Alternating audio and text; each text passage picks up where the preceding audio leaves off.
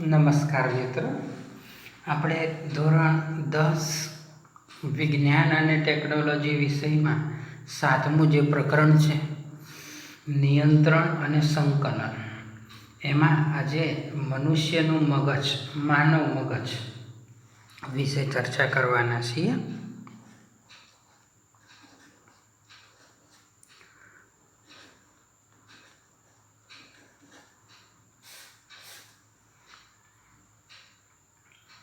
મનુષ્યનું મગજ અને એના વિવિધ ભાગોના કાર્ય સાથે વર્ણન કરો અથવા સમજાવો કે માનવ મગજ.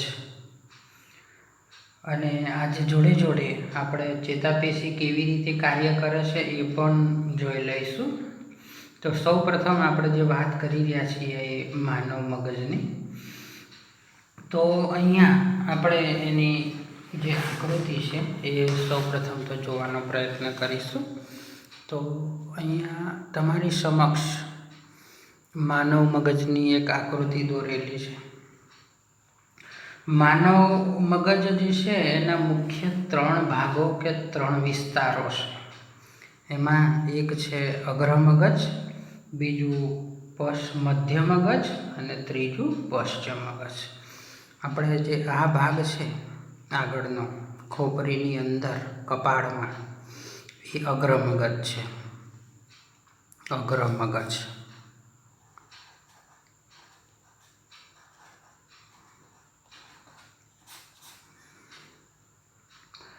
પછી આ ભાગ છે એ મધ્ય મગજ છે.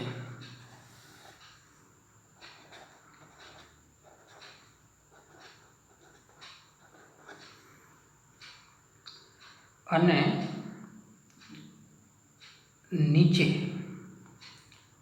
લંબમજ્જા, અનુમસ્તિષ્ક, એ બધો આ જે વિસ્તાર છે ને એ પશ્ચિમ મગજ છે.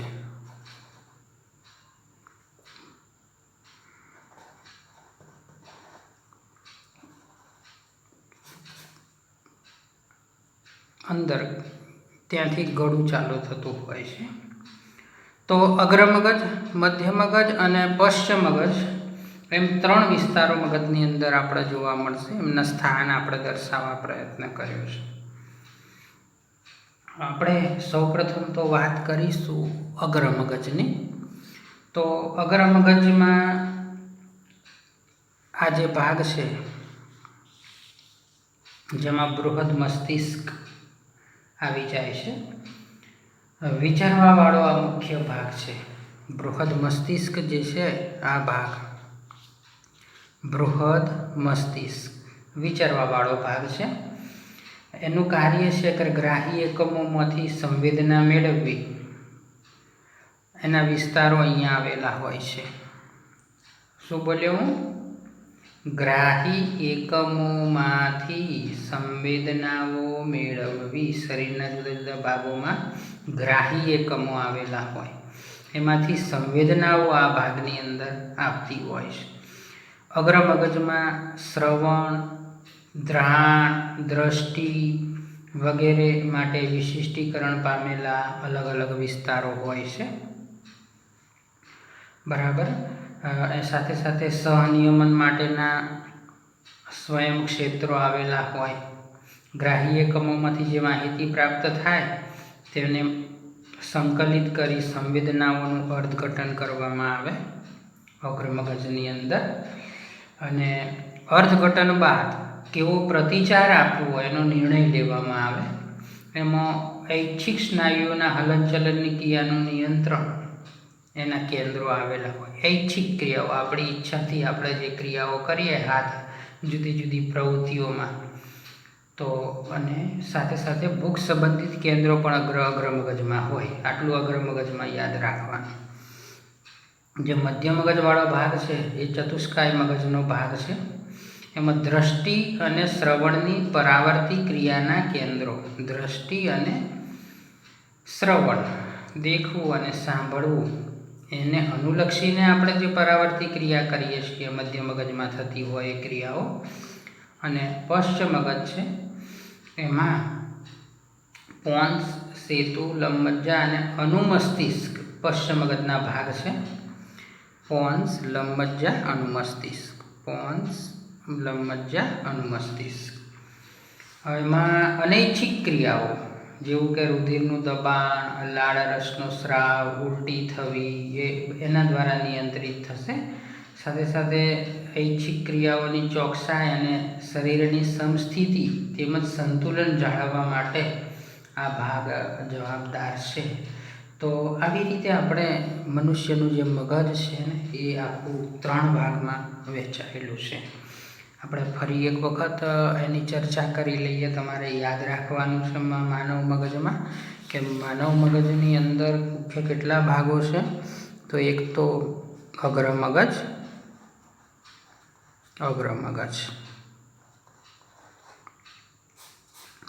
અગ્ર મગજની અંદર આપણે વાત કરી હમણાં થોડી વાર પહેલાં, બૃહદ મસ્તિષ્ક આવી જાય છે. બૃહદ મસ્તિષ્ક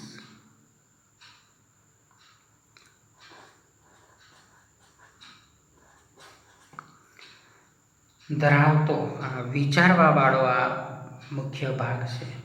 ગ્રાહી એકમોમાંથી સંવેદના મેળવવા માટેના વિસ્તારો આવેલા છે.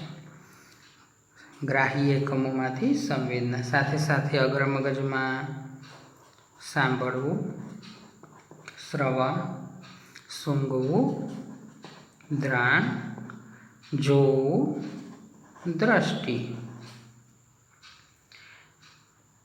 એના માટે વિશિષ્ટીકરણ પામેલા અલગ અલગ વિસ્તારો હોય. સહનિયમનના સ્વયં ક્ષેત્રો પણ હોય. જે ગ્રાહી એકમોમાંથી માહિતી પ્રાપ્ત થાય એને અર્થઘટન કરવામાં આવે છે. પછી ઐચ્છિક સ્નાયુઓનું હલનચલનની ક્રિયાનું અર્થઘટન. ઐચ્છિક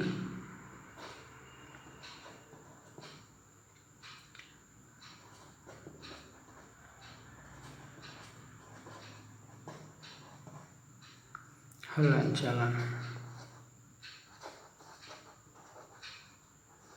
ની ક્રિયા નિયંત્રણ કરે એનું આપણી બોડી લેંગ્વેજ. ભૂખ સંબંધિત કેન્દ્રો પણ અગ્ર મગજમાં આવેલા છે.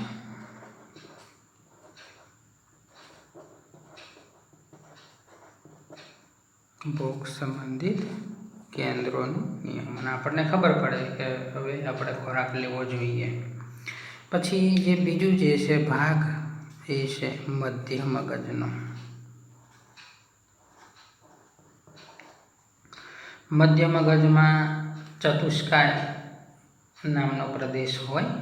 એમાં દ્રષ્ટિ અને શ્રવણની પરાવર્તી ક્રિયા જોયા પછી દ્રષ્ટિ અને સાંભળ્યા પછી આપણે પરાવર્તી ક્રિયા કરીએ. અહીંયા અર્થઘટન થાય અને અહીંયા આપણે એને અનુલક્ષીને કોઈ સારું બોલે તો આપણા ચહેરા ઉપર સારો ભાવ આવે. સાંભળીને આપણે પ્રતિક્રિયા આપીએ. સારું જ કોઈને આપણે ચાહતા હોય, આપણા સગાવાલા હોય, એમને જોઈને આપણને આનંદ થાય, આંખે જોઈને આપણે ખુશ થઈએ, પરાવર્તી ક્રિયા. સાપ જોઈ જઈએ તો ડરી જઈએ, પગ ખેંચી લઈએ. તો એ દ્રષ્ટિ, એ આંખે જોયું, મગજમાં મધ્ય મગજમાં એનું અર્થઘટન થયું અને પરાવર્તી ક્રિયાના ભાગ સ્વરૂપે આપણે પગ પાછો ખેંચી લીધો. તો એ નિયંત્રણ અને સંકલન મધ્ય મગજમાં થાય છે. પછી ત્રીજું જે છે ને એ પશ્ચ મગજ છે.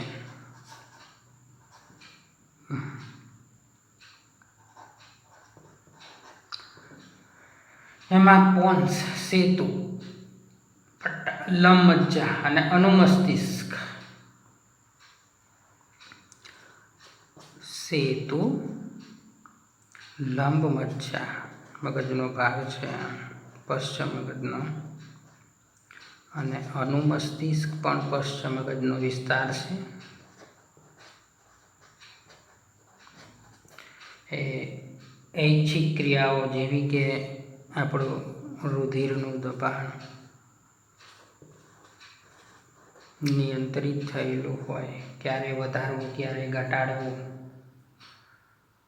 ક્યારે ડરી જઈએ ત્યારે હૃદયના ધબકારા વધી જાય, શરીરમાં એ વખતે ઓક્સિજનની જરૂર વધારે હોય, કોઈ સીડીના પગથિયા ચડીએ, વસ્તુ ઉચકીએ ત્યારે હૃદયના ધબકારા વધી જાય, કારણ કે એ વખતે શરીરમાં ઓક્સિજનની જરૂર વધારે હોય. પછી લાળ રસનો સ્રાવ.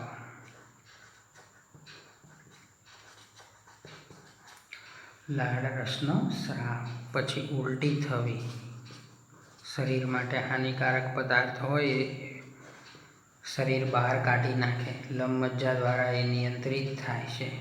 સાથે સાથે આપણી જે કેટલીક ઐચ્છિક ક્રિયાઓની ચોકસાઈ છે, સાયકલ ચલાવવી, સંતુલન જાળવવું, વાહન ચલાવવું, દોરી ઉપર ચાલવું, એવી સંતુલનની પરિસ્થિતિઓ માટે આ જે પશ્ચિમ મગજના ભાગો છે અહીંયા લંબમજ્જા એ કાર્ય કરે છે. તો આ વાત કરી આપણે મગજના ભાગો અને દરેક ભાગોમાં આવેલા જે કેન્દ્રો છે એ કેન્દ્રો સાથે સંકલિત પ્રતિક્રિયાઓની વાત કરીએ. પ્રતિસાદ શબ્દનો બીજો પણ આપણે ઉપયોગ કરેલો છે, જેને આપણે શરૂઆતમાં ચર્ચા કરેલી, કે જ્યારે આપણે કોઈ ખાદ્ય પદાર્થને જોઈએ કે પસંદ હોય તો અનાયાસે આપણા મોઢામાં પાણી આવી જાય. ક્યારેક હૃદયના સ્પંદન વિશે આપણે વિચારતા નથી, છતાંય એ ધબકતું રહે જ્યાં સુધી જીવીએ ત્યાં સુધી. વાસ્તવમાં એના વિશે વિચારી કે ઈચ્છા કરીને આપણે સરળતાથી એ ક્રિયા પર નિયંત્રણ પણ નથી કરી શકતા. શરીર આપણો વિચાર પણ પૂછતું નથી, એની જાતે ધબકારા વધારે ઘટાડે. આપણે શ્વાસ લેવા માટે કે ખોરાક પચાવવા માટે વિચારવું કે યાદ કરવું પડતું નથી. પછી આપણી કીકીનું કદમાં પરિવર્તન, નાની કીકી મોટી આંખો કાઢવી, એ પરાવર્તી ક્રિયા અને ખુરશી ખસેડવા જેવી વિચારેલી ક્રિયા વચ્ચે અન્ય સ્નાયુઓની ગતિનો પણ સમન્વય થતો હોય છે. એના પર આપણા વિચારનું કોઈ નિયંત્રણ નથી.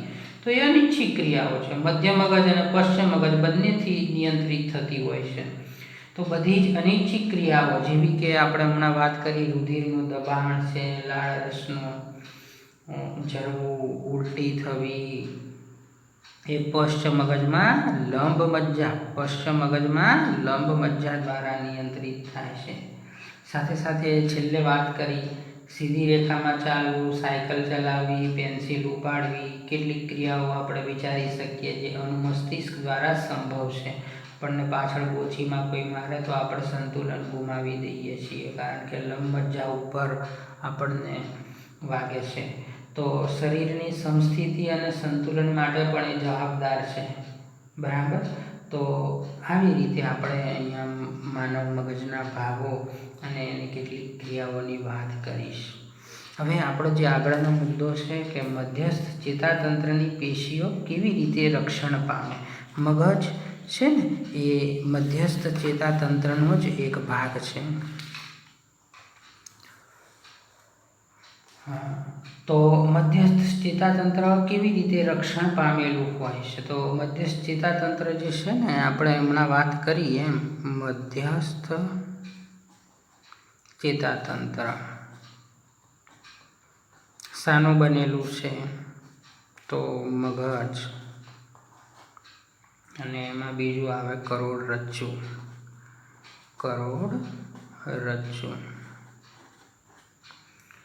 એનું બનેલું છે. મગજ વિવિધ ક્રિયાઓ માટે ખૂબ જ અગત્યનું અને નાજુક અંગ છે, તો તમને ખબર હશે. એનું સાવચેતીપૂર્વક રક્ષણ કરવું જરૂરી છે. એટલે મગજ મસ્તિષ્ક તરીકે ઓળખાતી અસ્થિઓની બનેલી, શામાં રક્ષણ પામે છે મગજ? અસ્થિઓની બનેલી પેટી, ખોપરી, મસ્તિષ્કની અંદર મસ્તિષ્ક આવરણો આવેલા હોય છે, લેયરો. એમની વચ્ચે પણ આંચકા સામે રક્ષણ આપવા માટે પ્રવાહી આવેલું હોય, જેને આપણે કહીએ મસ્તિષ્ક મેરુજળ. મસ્તિષ્ક મેરુજળ કહીશું આપણે. આંચકા સામે એ રક્ષણ આપે આપણને. આપણે અથડાઈએ પડીએ જુદા જુદા પ્રકારની પરિસ્થિતિમાં હોઈએ ત્યારે મગજ છે ને સુરક્ષાયેલું રહે. તો એવી રીતે એ સુરક્ષા પામશે. હવે આપણે વાત કરવા જઈ રહ્યા છીએ કે ચેતાપેશી કેવી રીતે કાર્ય કરે છે. ચેતાતંત્ર ચેતાકોષોનું બનેલું હોય. ચેતાકોષો ભેગા થઈને ચેતાપેશી બનાવે. ચેતાપેશી કેવી રીતે કાર્ય કરે? સ્નાયુ પેશી ચેતા ઉર્મિવેગનો પ્રતિચાર કેવી રીતે કરે છે? તો અહીંયા આપણે જોઈશું ચેતાપેશીનું કાર્ય છે. તો ચેતાપેશી સંવેદી અંગોના ગ્રાહીઓ દ્વારા સંવેદનાઓ એકત્રિત કરવાનું કાર્ય. સંવેદનાઓ એકત્રિત કરવી. દાખલા તરીકે આપણને કોઈ સ્પર્શે તો ચામડીના સ્પર્શ આપણને મગજમાં એનો સંકેત જાય છે. તો એ ચામડીની અંદર સંવેદનાગ્રાહી એકમો હશે જે આપણને સંદેશો આપે છે. આ સંવેદના ક્યાં જાય છે? કરોડરજ્જુ દ્વારા મગજમાં મોકલવામાં આવે. મગજમાં એનું અર્થઘટન થાય. જો સાપ હશે તો આપણે ખસી જઈશું, ભાગી જઈશું, અને આપણો મિત્ર હશે તો આપણે ત્યાં જ બેઠેલા રહીશું. તો એવી માહિતીનું પૃથ્થકરણ થશે. માહિતીને અનુરૂપ સંદેશો કે નિર્ણય તૈયાર થાય અને એને પ્રતિચારક અંગના સ્નાયુ કે ગ્રંથિ સુધી લઈ જવાનું. જેમાં આપણે આગળ એક વસ્તુ ભણી ગયા છીએ, પરાવર્તી ક્રિયા, એ એમાં આવશે. આપણને કોઈ પિન મારે છે, આપણે હાથ હટાવી લઈએ છીએ તો આપણને મગજને સંદેશો મળ્યો, મગજે એ હાથના સ્નાયુઓને સંદેશો આપ્યો અને હાથ આપણે હટાવી લીધો છે. બહુ ઝડપી ક્રિયા થતી હોય છે. પછી સ્નાયુ પેશીનો ચેતા ઉર્મિવેગ પ્રત્યે પ્રતિચાર. તો જ્યારે ઉર્મિવેગ એક વિદ્યુત સંકેત છે, ઉર્મિવેગ સ્નાયુ સુધી પહોંચે તો સ્નાયુ તંતુનું શું થાય? હલનચલન થાય. કોષીય સ્તરે હલનચલનની શરૂઆત થાય. સ્નાયુ કોષોનો આકાર ટૂંકો થાય, હલનચલન કરે. સ્નાયુ કોષોમાં વિશિષ્ટ પ્રકારનું પ્રોટીન આવેલું હોય, એના આકાર અને એની વ્યવસ્થામાં ફેરફાર. કોષોમાં ચેતાકીય વીજ આવેગની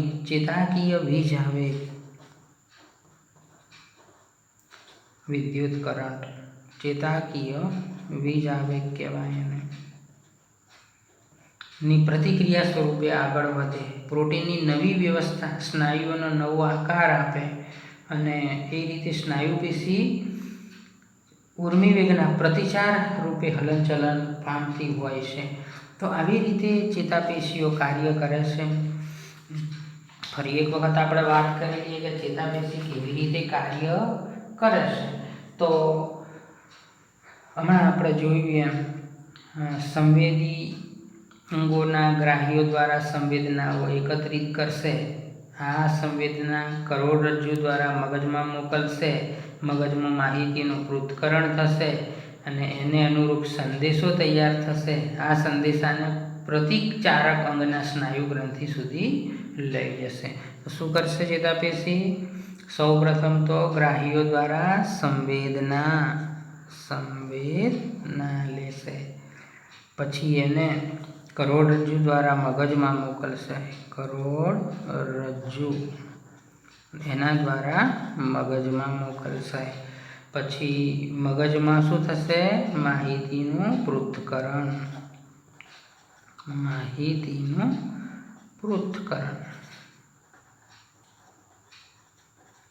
માહિતીનું પૃથ્થકરણ થાય તો એને અનુરૂપ સંદેશા તૈયાર થાય.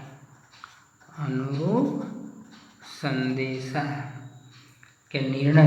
મગજ શું લેશે? કોઈ નિર્ણય લેશે અને એ નિર્ણયના આધારે પ્રતિચારક અંગના સ્નાયુ કે ગ્રંથિ સુધી લઈ જવામાં આવે. સ્નાયુ કે ગ્રંથિ. તો સ્નાયુ પેશીનો ચેતા ઉર્મિવેગ પ્રત્યે પ્રતિચાર આપણે જોઈએ તો જ્યારે ઉર્મિવેગ સ્નાયુ સુધી પહોંચે ત્યારે સ્નાયુ તંતુનું શું થશે? હલનચલન થશે. કોષીય સ્તરે હલનચલનની શરૂઆત થશે. સ્નાયુ કોષો એમનો આકાર બદલી ટૂંકા થાય, હલનચલન કરે. સ્નાયુ કોષોમાં વિશિષ્ટ પ્રકારનું પ્રોટીન આવેલું હોય, એના કારણે આકાર અને તેમની વ્યવસ્થામાં ફેરફાર કોષોમાં ચેતાકીય વીજ આવેગ ઉત્પન્ન કરે છે અને એના સ્વરૂપે પ્રતિક્રિયા ઊભી થાય છે. પ્રોટીનની નવી વ્યવસ્થા સ્નાયુઓનો આકાર આપે અને એને અનુરૂપ સ્નાયુ પેશી ઉર્મિવેગના પ્રતિચાર રૂપે હલનચલન પામશે. તો મિત્રો, આ વાત થઈ. આપણે સૌપ્રથમ વાત કરી મગજની, માનવ મગજના ભાગો અને કાર્યો વર્ણવો. પછી મધ્યસ્થ ચેતાતંત્રની પેશીઓ કેવી રીતે રક્ષણ પામે છે એ આપણે જોયું. અને છેલ્લે આપણે જોયું ચેતાપેશી કેવી રીતે કાર્ય કરે છે. તો આ રીતે આપણે માનવ મગજને યાદ રાખવાનું છે. તમારે માનવ મગજની આકૃતિ દોરી મને વોટ્સઅપ નંબર ઉપર એનો ફોટોગ્રાફ્સ, ઇમેજીસ મોકલવાની છે. તમને ખબર જ છે વોટ્સઅપ નંબર આ. અથવા તમે બીજા કોઈ માધ્યમથી પણ એનો ફોટોગ્રાફ્સ તમે મોકલી શકો છો. તો તમારું હોમવર્કમાં માનવ મગજની આકૃતિ દોરવી, એના 3 ભાગોનું વર્ણન કરવું અને યાદ રાખવું. ધન્યવાદ, આભાર. વિડીયોને લાઈક કરવાનું ચૂકતા નહીં.